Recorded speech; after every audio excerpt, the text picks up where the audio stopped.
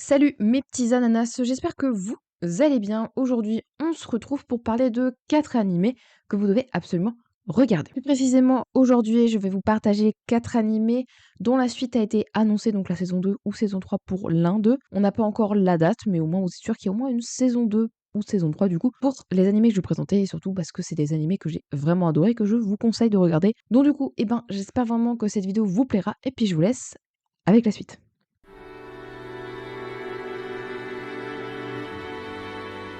Donc du coup, le premier animé que je vais vous partager, il s'appelle Yofukashi no Uta, donc Call of the Night. C'est un animé assez, tranquille, assez chill. Il y en aura 3 dans cette vidéo d'animés comme ça, il y en aura un qui diffère un peu, mais c'est très franchement un animé que j'ai énormément adoré. Il est disponible sur la plateforme ADN et également Prime Video. Il a pour l'instant qu'une seule saison, la saison 2 a été annoncée donc en 2024, donc potentiellement l'année prochaine ou l'année d'après, de toute façon je vous tiendrai au courant ici. Et donc du coup, qu'est-ce que c'est Yofukashi no Uta? Déjà, qu'est-ce que ça a pour genre? Et donc du coup, ça a pour genre, comédie fantastique, psychologique, romance, shonen, slice of life, ainsi que surnaturel, et pour thème, adolescence, amour, quotidien et vampire. En apparence, Ko Yamori ressemble à un collégien typique, relativement bon dans ses études et aimable avec ses camarades de classe. Il fait beaucoup d'efforts pour maintenir cette façade. Un jour, il décide cependant d'arrêter de faire semblant et quitte l'école, développant ainsi des insomnies puisqu'il n'a pas la possibilité de dépenser son énergie pendant la journée. Lorsqu'il se promène seul la nuit,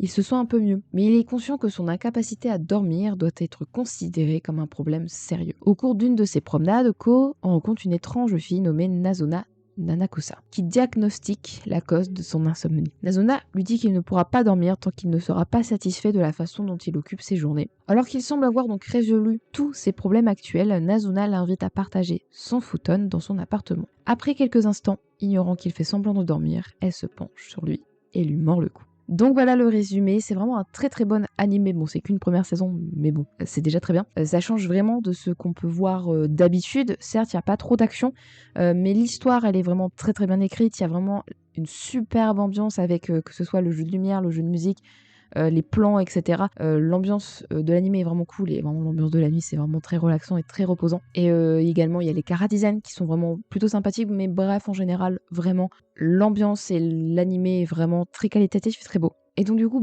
tout au long de cette première saison, mais tout au long du manga, en général, on va voir la relation entre Ko et Nazuna évoluer et vraiment ils ont une relation vraiment assez drôle au début, en tout cas dans cette première saison il se passait vraiment des moments très très drôles entre les deux, des moments très ambigus également, et également évidemment à la fin de cette première saison leur relation n'est pas totalement finie puisque c'est le début de l'animé, donc j'ai hâte de voir comment leur relation va continuer dans la suite, tout simplement comment va continuer cette relation et la raison pourquoi Ko continue à la voir, parce que j'ai pas envie de vous spoiler cet élément là tout simplement. Et vraiment dans cette première saison on voit vraiment l'ambiance la nuit, qu'est-ce qui se passe la nuit tout simplement. On voit les gens pas qui travaillent mais qui vivent plutôt, pour certains vraiment la nuit c'est pour échapper à leur quotidien, pour échapper à leurs problèmes. Notamment je crois que c'est peut-être dans le premier épisode ou dans le deuxième épisode on voit des japonais, parce que ça se passe au Japon, qui après le travail dorment sur des bancs, ce qui est assez commun. Si vous regardez des vidéos par exemple de Louis-san qui en parle, c'est assez commun que du coup les japonais dorment soit dans le métro, soit dans la rue, etc. après le travail parce qu'ils ont été boire dans les izakayas si je me trompe pas. Enfin bref, tout ça pour vous dire que le monde de la nuit, on se rend bien compte qu'il a l'air vraiment très très attirant. La nuit c'est beau, il y a le ciel étoilé, il y a personne, t'as l'espace quasiment libre pour toi, mais au final c'est quand même un endroit assez dangereux par rapport à ici l'élément du vampire par exemple,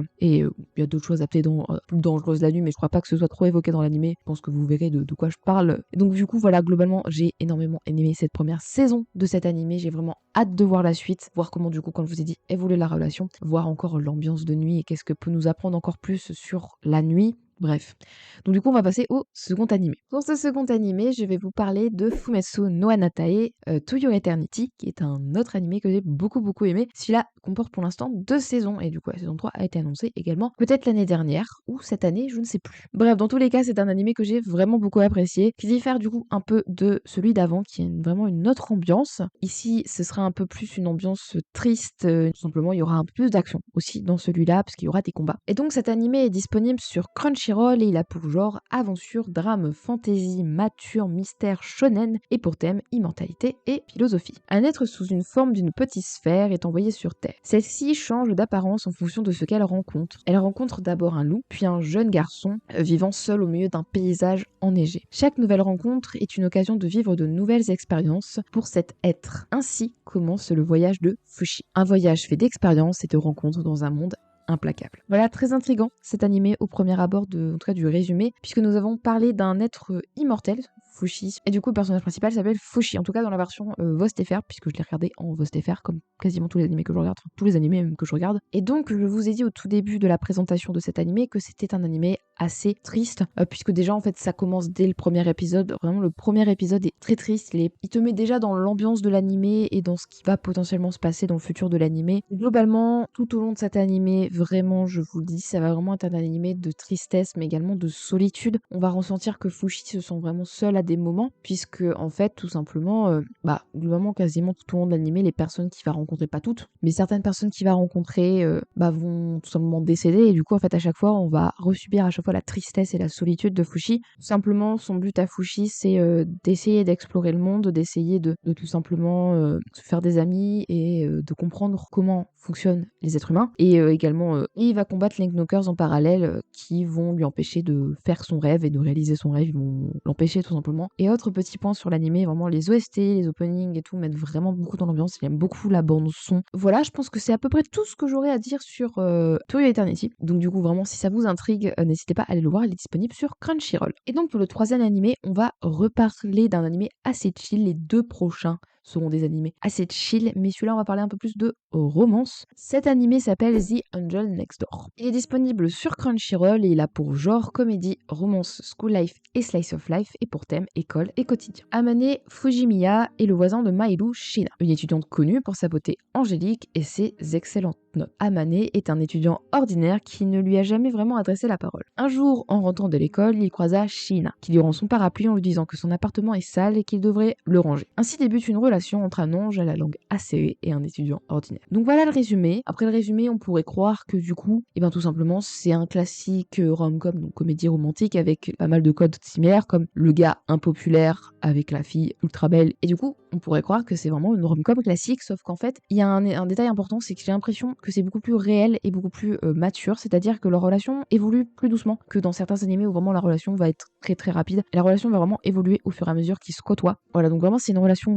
plus mature aussi dans le sens où en fait ils sont pas niais, c'est-à-dire qu'en fait ils sont pas là à sourire tout le temps, ils sont pas là à faire des bruits bizarres tout le temps, genre vraiment ils sont calmes tous les deux, ils ont une relation calme, ils ont pas des overreactions comme on peut voir dans certains animés. Et pour parler un peu de l'ambiance autour de l'animé, c'est vraiment une ambiance calme, une ambiance chill. C'est une ambiance qui rend vraiment très très heureux. C'est un animé où tu te sens bien à le regarder. Les personnages sont doux, les personnages sont agréables. Ouais, ça te fait du baume au cœur tout simplement. Parce que vraiment, c'est un animé où il y a une bonne ambiance entre tous les personnages et vraiment tous les personnages ont tous des bonnes intentions envers les autres. Il n'y a pas de bagarre ou quoi. Enfin, vraiment, c'est juste une ambiance très paisible et très très agréable. Donc du coup, je vous le conseille. Et donc du coup, on arrive déjà au dernier animé de cette vidéo. Il s'appelle Okamito Koshineyu, donc Spice and Wolf. C'est un remake de Spice and Wolf. Il y en a déjà eu un vers 2008, je sais plus exactement. Et du coup, cette année, en 2024, il y a eu un remake du coup avec une première saison. Il y a la seconde saison du coup qui a été annoncée après la première saison. Et donc pour ceux qui ne connaissent pas, pour la faire courte, c'est une histoire qui se passe avec un marchand et une déesse. Mais bref, j'en dirai un peu plus dans le résumé. Cet animé est disponible sur Crunchyroll. Il a pour genre aventure, drame, fantasy, romance et pour thème homme bête, médiéval et voyage. L'histoire débute dans le village de Passroe au moment du festival de la moisson. Contrairement à la plupart des habitants du pays où se déroule l'histoire, les habitants de Passroe sont païens et croient en une divinité loup holo. La légende raconte qu'un pacte entre les hommes et les loups a été conclu afin d'assurer de bonnes récoltes de blé. Mais les villageois ne prennent plus la légende au sérieux. C'est grâce à des méthodes plus modernes que les récoltes sont devenues plus abondantes. Lawrence est un marchand ambulant. Il vend par exemple de la fourrure et fait des échanges. Alors qu'il s'apprête à quitter le village, Lawrence découvre à l'arrière de sa carriole une jeune femme possédant des oreilles et une queue de loup, qui se présente comme la divinité des lieux. Elle demande à Lawrence de l'emmener avec lui, puisque les habitants ne semblent plus avoir besoin d'elle. Voilà, comme je vous ai dit, une relation va naître entre Holo, donc la divinité loup, et Lawrence, le marchand. Vraiment, j'ai énormément adoré cet animé, déjà par l'aspect du fait qu'on est dans un univers assez peu utilisé dans les mangas et dans les animés, c'est un univers médiéval. Comme un peu les autres, on sort un peu du lot des animés du coup qu'on a aujourd'hui où il y a beaucoup d'animés avec beaucoup de baston, beaucoup d'animés avec beaucoup d'action. Et là, on est aussi dans un animé assez calme, posé, même si dans celui-là, il y a quand même de l'action par moment parce qu'en fait, avec tout simplement les échanges que fait Lawrence, les affaires que fait Lawrence, des fois, il y a des problèmes qui se passent, donc il y a de l'action. Et comme du coup je l'ai déjà dit, voilà, c'est vraiment un animé qui est lent, qui a une tendance lente, mais qui est vraiment très très bien, parce que l'histoire est vraiment très intéressante. Et comme je vous ai dit, c'est vraiment bien d'avoir des animés relaxants et posés, parce que par exemple, on a beaucoup d'animés d'action, et je trouve que c'est bien de varier les genres d'animés qu'on regarde, pour voir différentes choses tout simplement, et attiser sa curiosité, et apprendre de nouvelles choses aussi. Et donc globalement, je pense que vous l'aurez compris, on va donc voir une relation un peu amoureuse qui va commencer à se construire entre un humain et une déesse qui, au premier abord, peut paraître impossible, mais on verra au fil potentiellement de l'histoire que ce sera peut-être possible. Et j'ai peut-être un léger défaut par contre à voir ça. Je sais pas du tout si c'était le cas dans la première édition de l'animé, je sais pas du tout si c'est le cas dans le manga, mais il y a un élément de narration.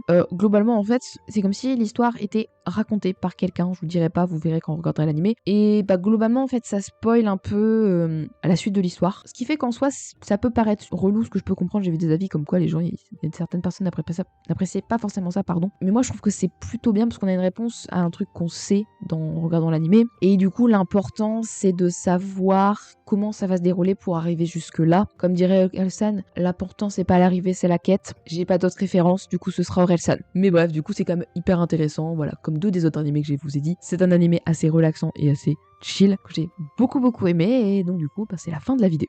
Donc voilà, j'espère vraiment que cette vidéo vous aura plu. N'hésitez pas également à me dire en commentaire si vous avez d'autres animés peut-être un peu relaxants à partir dans cette vibe-là, ou des animés où ils ont bientôt une suite, comme vous voulez. Enfin bref, partager des animés de toute façon sera toujours intéressant à partager, parce que à partager ses connaissances c'est toujours plus intéressant, ça enrichit les connaissances des autres. Et donc, et ben du coup j'espère vraiment que cette vidéo vous aura plu, et puis on se retrouve la semaine prochaine pour une prochaine vidéo. Bye bye.